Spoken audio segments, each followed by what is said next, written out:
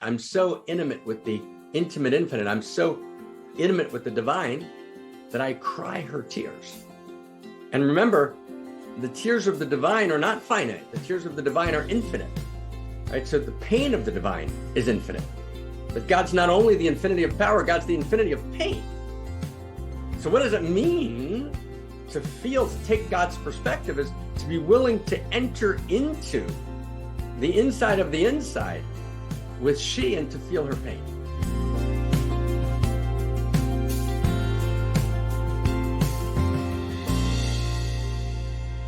I'm not going to turn my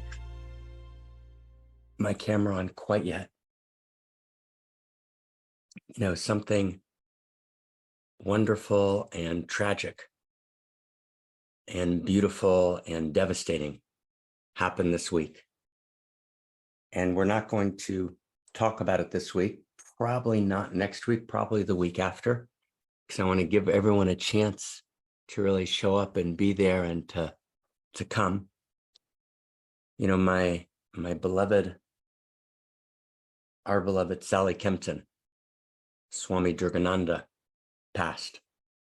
I spoke to her last Sunday night in a beautiful and heartbreaking conversation.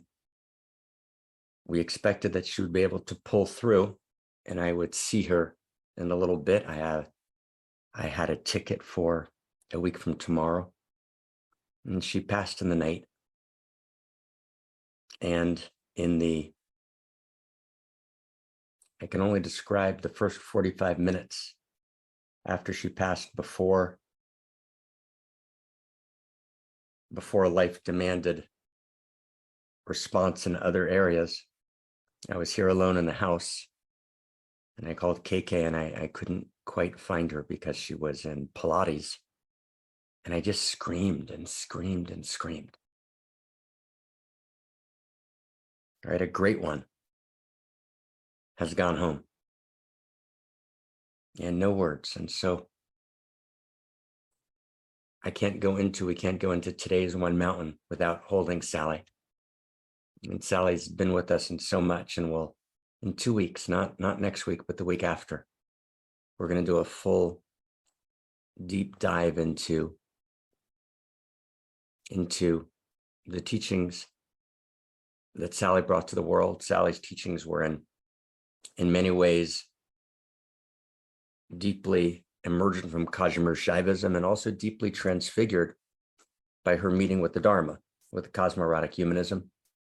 And she was also a deep part of cosmorotic humanism and a key partner in key moments of its formation.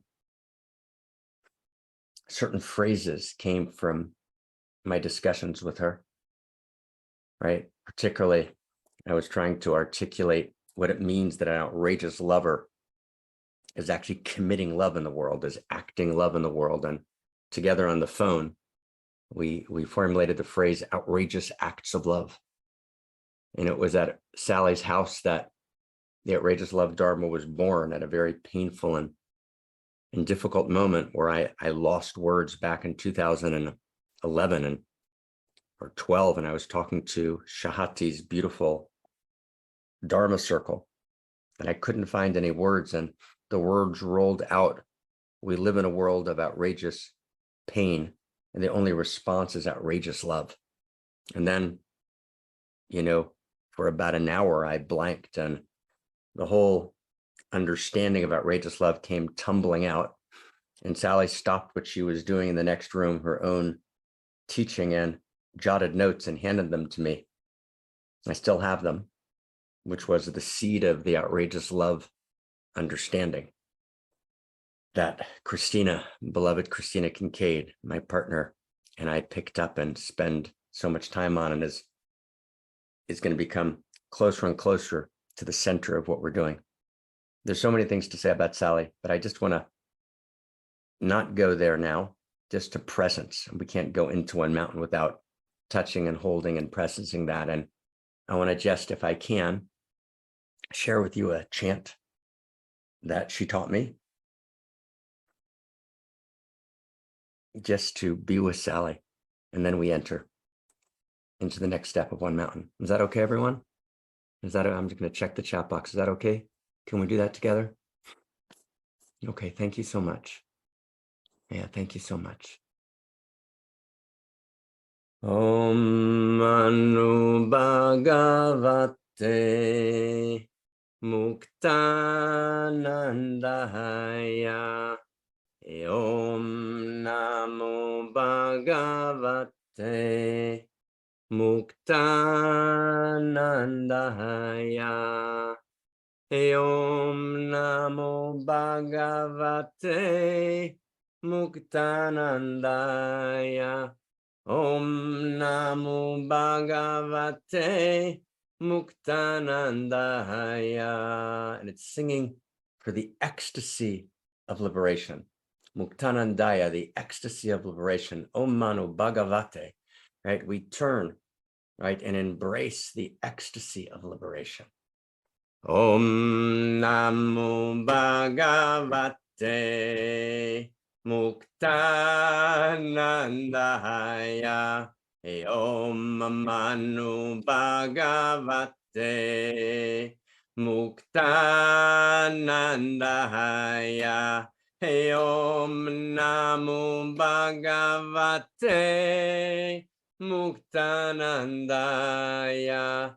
Om Namo Bhagavate Muktanandaya. Om Namo Bhagavate Muktanandaya. Om Namo Bhagavate Muktanandaya. Om Namo Bhagavate Muktanandaya. Om Namo Bhagavate Muktanandaya. Om Namo Bhagavate Muktanandaya.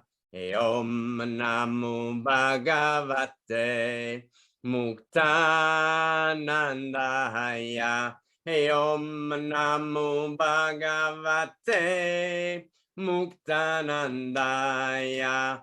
Om Namo Bhagavate Muktanandaya. Om Namo Bhagavate Muktanandaya. Om Namo Bhagavate Muktanandaya. Om Namo Bhagavate Muktanandaya. Om Namo Bhagavate Muktanandaya. Last time, Om Namo Bhagavate Muktanandaya. Om Namo Bhagavate Muktanandaya. Om Namo Bhagavate Muktanandaya.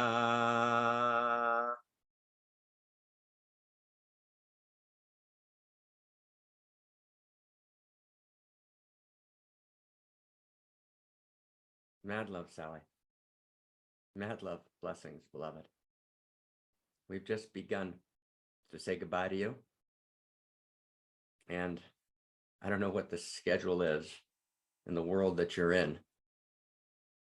But if you can make it in 2 weeks, it'd be awesome if you stop by our service in your honor. And we are moved by you, and we are opened by you, and we're inspired by you, and by the tender fierceness and fragility, by the wideness, the depth,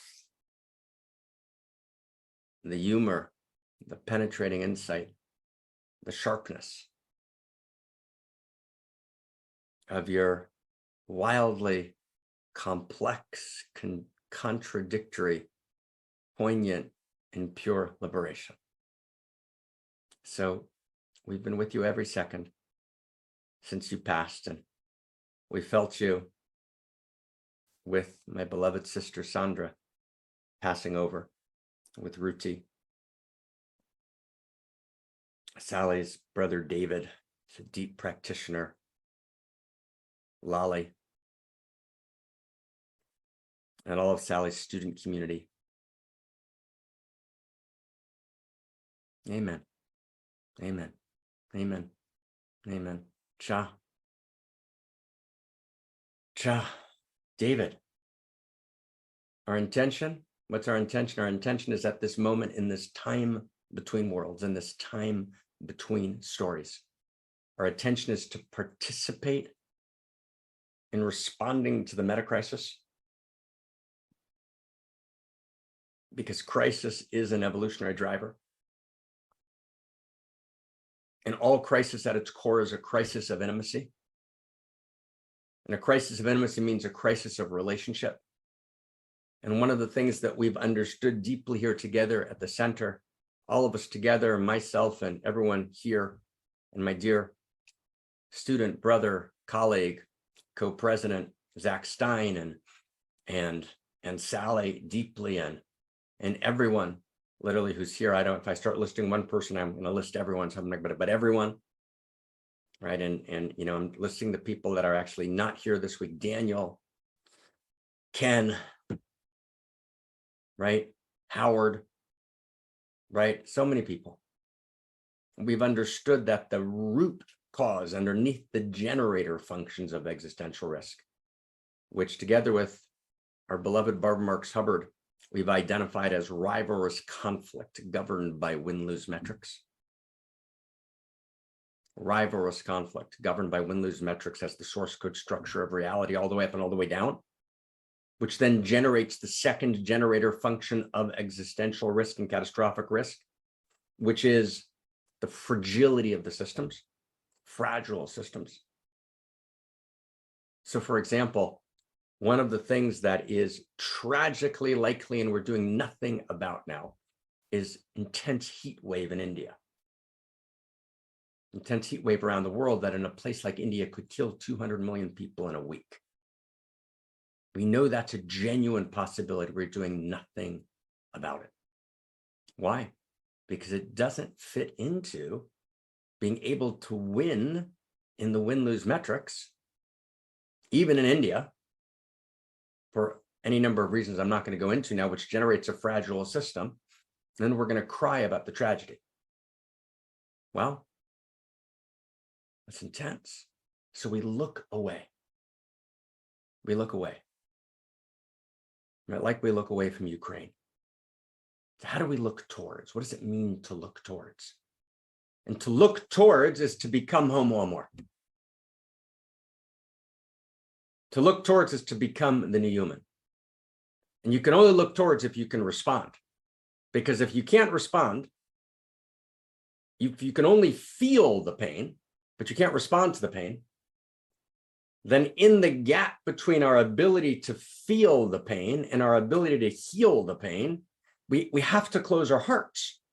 Not because we're narcissistic, egocentric, as many enlightenment teachers, who are all wonderful people, many of them my friends, like to tell us.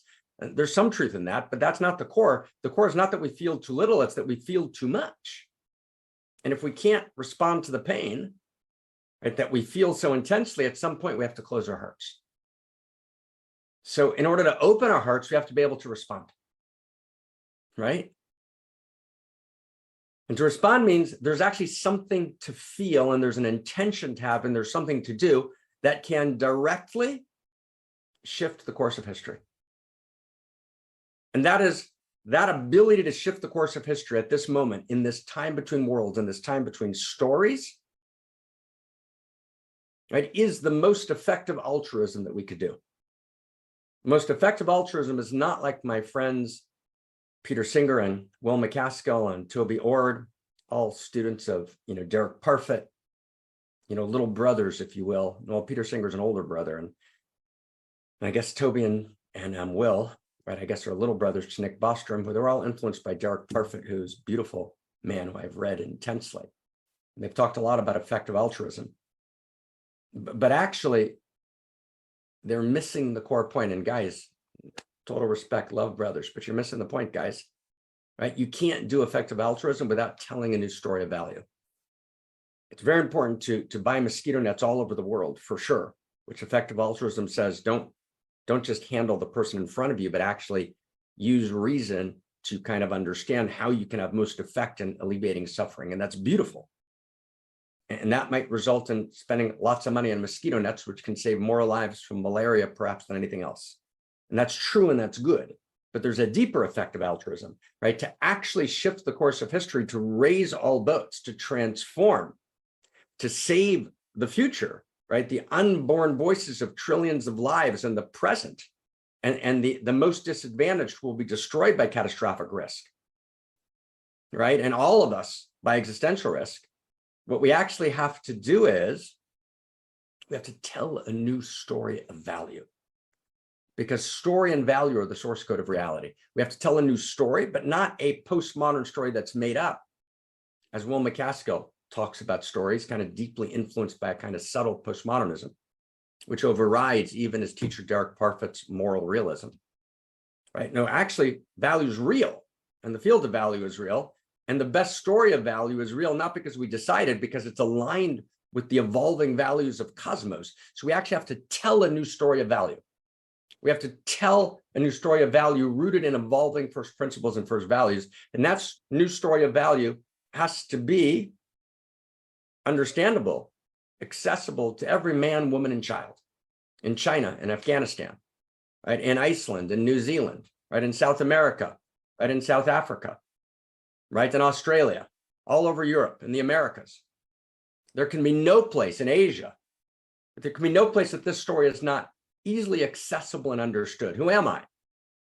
I'm not just a Homo sapien, I'm Homo Amor. I feel the whole, and the whole lives in me. I'm omni-considerate for the sake of the whole. I'm omni-feeling for the sake of the whole. I'm omni-responsible for the sake of the whole. Not that I have to do it all myself. That's the voice of the egoic mind that shuts us down. No. What do I need to do? I need to respond to the unique needs in my unique circle of intimacy and influence. That's what's mine to do. That's my instrument in the unique self symphony. Wow. So that's part of the new story. That every man, woman, and child is a unique self, is an irreducibly unique expression of the love intelligence and love beauty. And we have unique instruments in the unique self symphony, and those are ours to play. And that's the expression of the Shakti, right? Of the Eros that moves irreducibly through me. And answering the call of the Shakti and committing my unique, outrageous acts of love is the plot line, not only of my life, it's the plot line of the universe awake and alive in me. Evolution, awake and alive in me, is desiring, right, my enactment of its own values, which are Eros, intimacy, dignity, integrity, fairness, harmony, uniqueness, right? Those values live in me, and I can enact them in the world in a unique way in my unique circle of intimacy and influence, and that is the plot line of my life. Cha, right? As the Bible says, hot damn. I think that's the book of Psalms, right? That's what we're here to tell this new story. That's the most effective altruism, okay? So we want to engage in that new story. That's the seed of this revolution. So we're gonna talk about that in a new way today.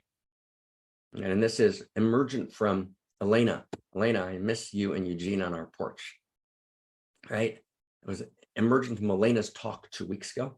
I think it was 2 weeks ago, which we began to engage last week. And I want to go deeper into this question of how this new story lives in us, how we enact this new story, how we be this new story, how we be Homo Amor. So I'm going to turn to David, to beloved David, to read, not just to read, but David's not going to just read the code. He's taken over. David's inherited Barbara Marx Hubbard's seat, right? That's a big seat, David, right? And David can handle it, right? Right? So he's going to, Barbara used to, we called it resonate the code. Meaning it's resonating from Barbara's heartstrings, from David's heartstrings, from David's unique self, right? And David's an emergent leader, right? And it's just enormously exciting to us. Let's just listen to not just the words that he says, but his resonance. We're going to resonate this code, and we're going to dive deep into this code. And everything that I just talked about, I talked about with Sally 1,000 times. And she understood it from her own political activism, and it merged with her Dharma. And Claire said to me the other day, Claire Molinaire, said, wow, I actually heard the Dharma coming through Sally, right? And Sally actually really just integrated and brought together in her unique, beautiful way and shared it with her thousands of students. With her gorgeous, and stunning presence and transmission of the Shakti. Oh my God. David, take us inside. Here we go, my friends. Here we go. It's so ecstatic to be with you. Thank you, Mark. Thank you, Mark. Resonating the code here.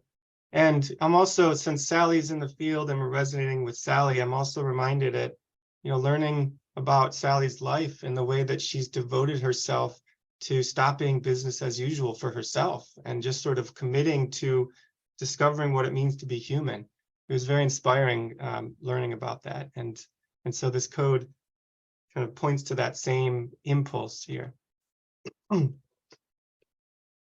This week's evolutionary love code. If there were two children outside of your home and you saw them suffering on the front lawn, you would stop everything you're doing to help them.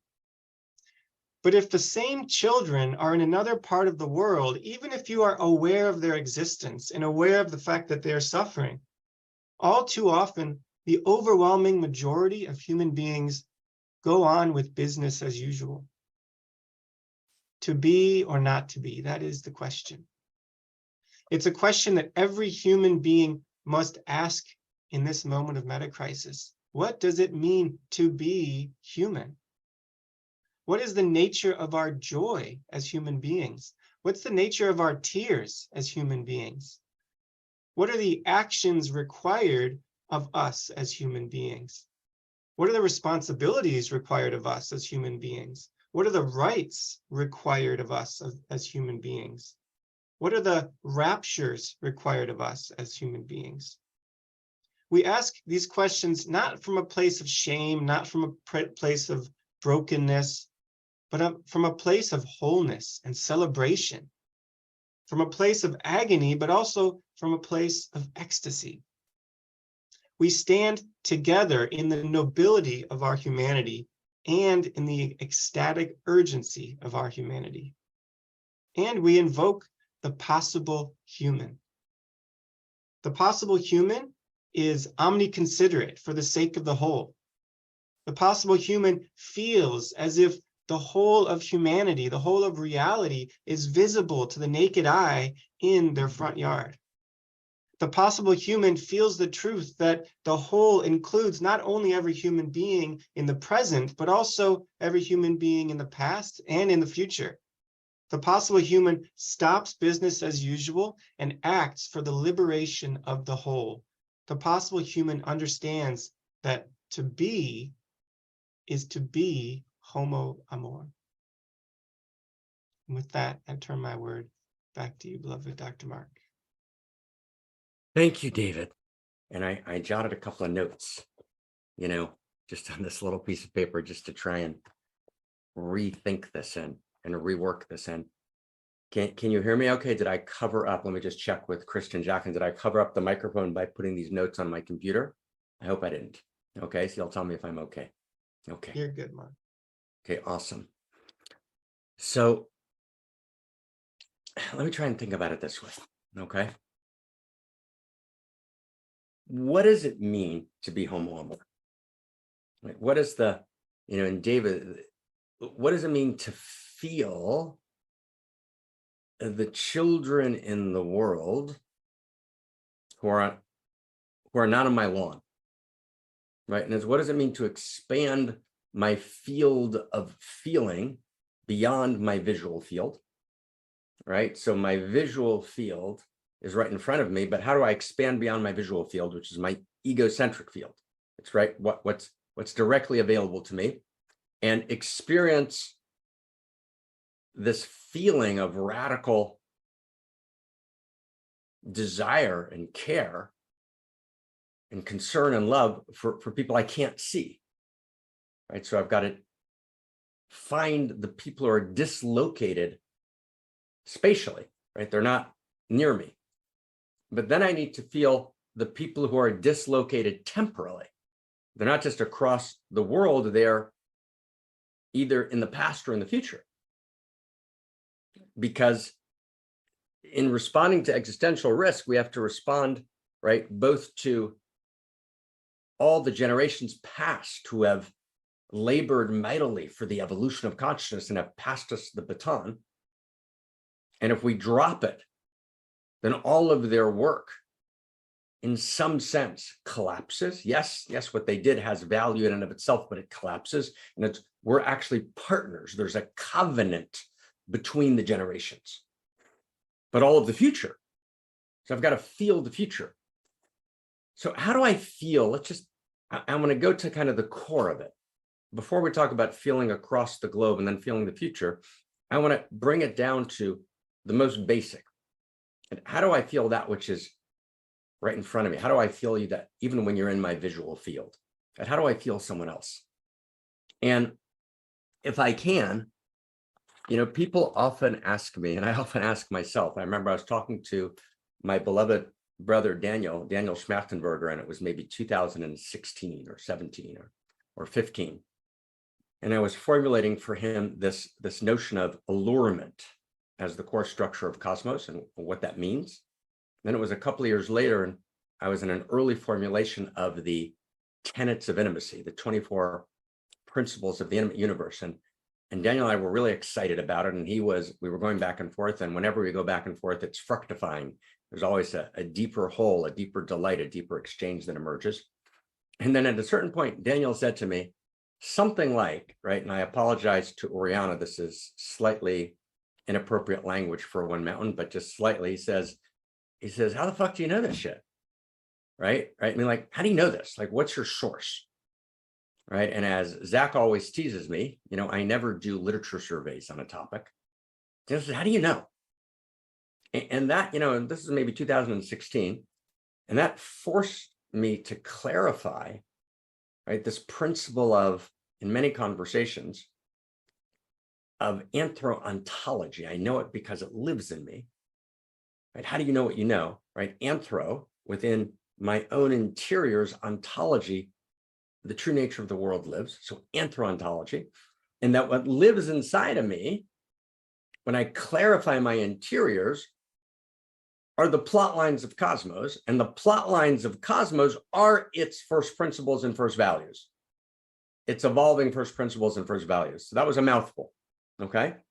So one of the evolving first principles and first values of cosmos is intimacy itself. And I'm sitting with my beloved brother, James, and James made a great point yesterday. He said, wow, we really need to explain this idea that intimacy is a value. Intimacy is actually a value of cosmos. There's no such thing as intimacy. It's intimacy value. Right? It's not eros, it's eros value. It's one word, eros value, capital E, capital V. Eros is the movement of reality towards deeper contact. It's the desire of reality for deeper contact and ever greater wholeness. That's Eros, the Eros equation. And intimacy is the experience of shared identity.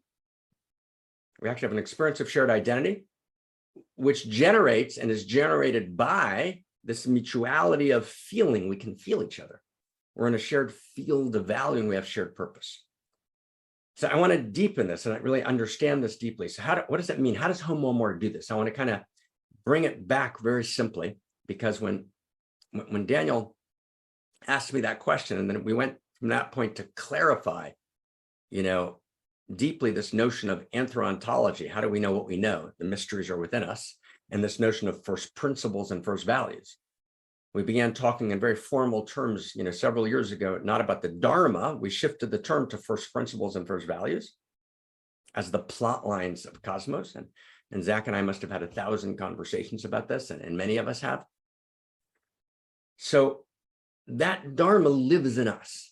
So when we're deep inside, the Dharma, the first principles and first values, they're everywhere. They're not in a philosophy book, they're everywhere. Okay. So I want to take you on a little ride, if I can, in the few minutes we have, into kind of like a deep, kind of understanding of kind of how this works. So something like this. I'll tell you a story. So I'm living here in Vermont, and there's a center, the Center for World Philosophy and Religion has a center in Vermont, and in the center there's, a bunch of us live. So one of the people who lives at the center, and some of you know who it is and some of you don't, but I'm not going to say the person's name just to hold privacy.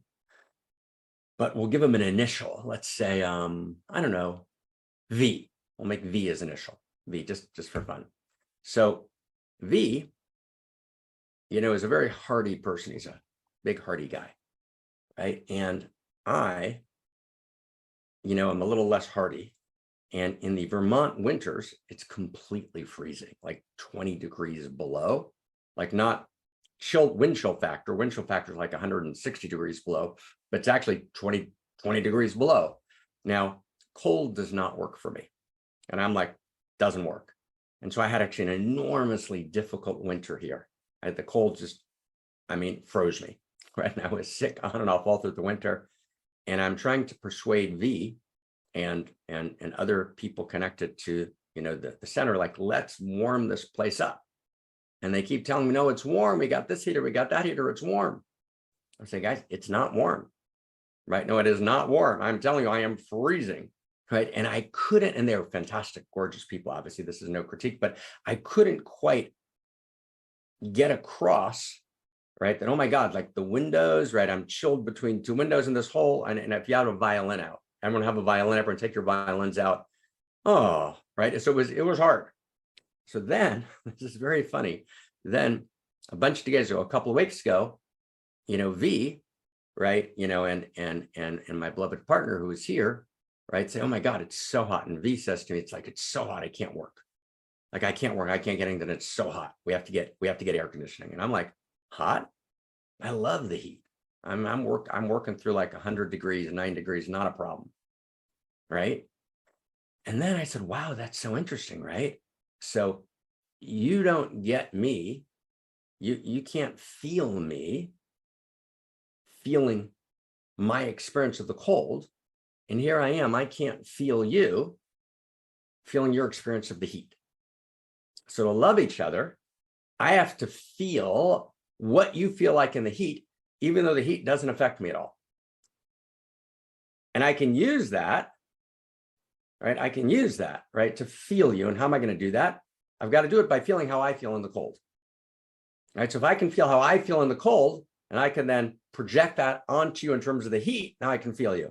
And if you can now feel, wow, you can't work today, you couldn't work it, right? You're just dead, right, because of the heat. So go to that experience and transpose and actually feel me and how I feel in the cold. And once we were able to do that, wow, like immediately we were completely motivated to create this huge coherent plan. We had this deep resonance between us and this deep intimacy, right? Because we had deepened, we already have a sense of shared identity, but we had deepened our mutuality of pathos, our ability to feel each other. And we're able to then resonate with each other, right? And then we're able to create coherence, which is a plan. Okay, how do we get the place air conditioning? How do we actually create, proper insulation or whatever we need to create for the winter? All of a sudden, shared purpose became much easier because we could actually feel each other. Okay, so this is a very, very big deal. So the core of Homo Amor is my capacity to feel you. Okay, Homo Amor steps out of her or his own narcissistic predicament and has the capacity to shift perspectives and to actually take the perspective of the other. But not just the perspective of the other from a mind perspective, not just an intellectual perspective, not just a cognitive perspective. I can think what you think. No, I can feel what you feel, right? So to love you means I can see what you see. It's so deep, right? It's so deep. So the first level of love is, now stay close, okay, friends? We have a structure of 3 levels of evolving love, 3 levels of the evolution of relationship. So one level is role mate, right? And I love you means, right? Oh my God, I love you. And I hear your needs and I respond to your needs. But I show up in my role, either in the classical roles as the creator of the home or as the protector or as the breadwinner. We have roles. Soulmate means not so much I need you or I see what you need and I respond to your need as I see you. We're looking deeply in each other's eyes, right? But wholemate, the third level, from rolemate to wholemate, the third level beyond soulmate is not just I see you, but I see what you see. Does everyone get that? I love what you love. I feel what you feel. And that's the only liberation from loneliness, my friends. The only liberation from loneliness is when we can look into our beloved's eyes, and our beloved might be our close friend. It might be a partner in this great revolution. It might be someone I'm working alongside. And it might be, it's not just my historical friends, it's my evolutionary friends, it's my evolutionary community. I can feel what you feel. I can see what you see. I love what you love. That's wholemate. That's Homo Amor. Homo Amor loving is at the level of wholemate, right? Wow, I couldn't quite feel you because I'm not bothered by the cold. I couldn't quite feel you because I'm not bothered by the heat. But I can, through my experience of the heat, I can find your experience of the cold. Through my experience of the cold, I can find your experience of the heat. And that's what intimacy means, right? In the intimacy equation, and we've developed, as many of you know, 18 first principle and first value equations. And we've actually put out a first version, maybe we can put in the chat box, a first version of this tip of the spear volume. It's now being rewritten about first value and first principles, but a first version, which is already quotable and usable. You can cite it in articles, etc. And it's making the rounds now, right, is already out. Let me just check in the chat box. Maybe someone can put it there if you have a second. Right, there it is. Okay. Right, thank you. Right, so we talk there about this intimacy equation. We've been talking about it for 5-6 years, but we formalized this intimacy equation and the structure of the intimate universe. And I said intimacy equals shared identity in the context of relative otherness, right? Times mutuality of recognition, we recognize each other, times mutuality of pathos, we feel each other, times mutuality of value, right? We're in the same field of value, times mutuality of purpose. So let's focus now on just one snippet. Maybe we can put it in the chat box. Let's focus on mutuality of pathos. We feel each other. So how does that work? So we feel each other means I feel you, right? I feel you. That's the beginning. I feel you, you feel me. That's the first loop. Does everyone get that? I feel you, you feel me. It's a big deal. That's already huge, right? I feel you, you feel me. Right? I feel what you feel. You feel what I feel. I can shift perspectives. It's huge. Let's go deeper, okay? It goes deeper. I feel you feeling me. You get that? And we're sitting together on the porch and we're feeling each other. Right? It's a genuine intimacy and this depth of conversation. But then I feel you feeling me. And you feel me feeling you. You see, does everyone get that's a second loop? Who gets that, right? It's a second loop. It's a deeper loop. Can we take it a third loop? Let's get a third loop, okay? A third loop, you get it? I feel you feeling me feeling you. I feel me, feeling you, feeling me. You feel me, feeling you, feeling me. It's a deeper loop. You get that? In other words, it's deeper and deeper loops. In classical Buddhism, I remember talking to, what is his name? Bill Harris. Many, many, many years ago, Bill had a thing called holosync. I don't know if Bill's still doing it. Bill, I don't know what you're doing in the world, and send mad blessings to you. And Bill said to me, when I practice awareness, Bill passed. I didn't know that. Okay, I didn't know that. So mad blessing to Bill. Wow. So Bill said to me, when I do meditative practice of awareness, right, I do, first I'm aware of awareness, then I'm aware of my being aware of awareness, then I'm aware of me being aware of awareness of, right? In other words, right, you do these loops of awareness till you get this very deep realization of awareness. So in Buddhism, that's kind of how they kind of try and find the field of awareness. But on the inside of awareness, the inside of consciousness, inside of Chant in Kashmir Shaivism, Sally's tradition, Sally Kempton's tradition, is Ananda, and Ananda is bliss love, Eros, intimacy. So the inside of consciousness is intimacy. So to be intimate means I feel you, you feel me, level one. Level two, I feel you feeling me, feeling you. You feel me, feeling you, feeling me, right? It keeps going up. And that's very, very beautiful. And it's part of what we mean when we say that the human being is an incarnation of the divine. So who's the divine? The divine is not the God who is only transcendent, who's only other, who holds reality in her womb. God, goddess is also inherent, intimate. So God, goddess is both infinite and intimate. Right? A God, goddess who is only infinite gets lost in the infinity of indifference, right? Infinite, beyond, transcendent. So ultimately indifferent, alienated from cosmos. So God, goddess who's only infinite gets lost in the infinity of indifference. But God, goddess who's only immanent or inherent or intimate, without this infinite power, gets lost in the intimacy of impotence. Does everyone get that? Gets lost in the intimacy of impotence. Does everyone hear that? So the divine is the infinite intimate.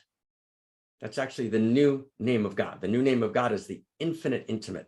And in every generation, we have to, in the interior sciences, reapproach and participate in the evolution of God, which is the evolution of how he, goddess, lives in us. So God is the infinite intimate. And what is the quality of the infinite intimate? Is she feels us. Isaiah, the great master, Isaiah writes, B'kol tsaratam lo tsar. In every one of your contractions, in all of your brokenness, and all of your pain, I feel your pain. And from Isaiah comes Christ consciousness. In other words, the divine says, I'm going to so take your perspective that I'm going to be crucified on a cross as you. Wow. And believe me, I have a massive critique of classical Christianity. And as Crosby, Stills, Nash, and Young sang so many years ago, how many people died in the name of Christ, I can't believe it all. And Voltaire, critiquing Christianity, said, remember the cruelties, as he began and voiced the modern Enlightenment. So Christianity has many sins, but it also has an originating, interior, profound realization, which is the universe feels. And Christianity took this realization from the Song of Solomon. The universe feels, and the universe feels intimacy. The universe feels love. And intimacy means that I feel you. It means I can take your perspective. So actually, infinity is not just infinity, but is the infinite intimate. And infinity, the divine, takes my perspective and becomes me. Goddess, God becomes man incarnate, crucified, nails driven in on the cross. Right? Oh my goddess. That's the power of the clarified Christ understanding. Now stay close, my friends, and we're going to close with this. It's so beautiful.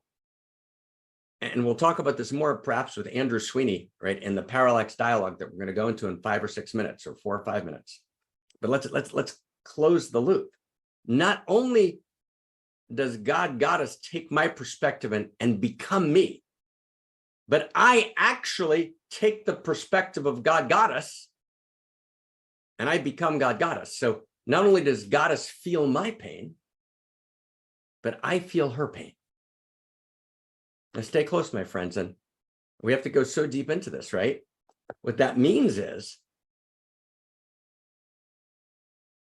that I need to become so intimate with she that I can feel in my finitude her infinite pain.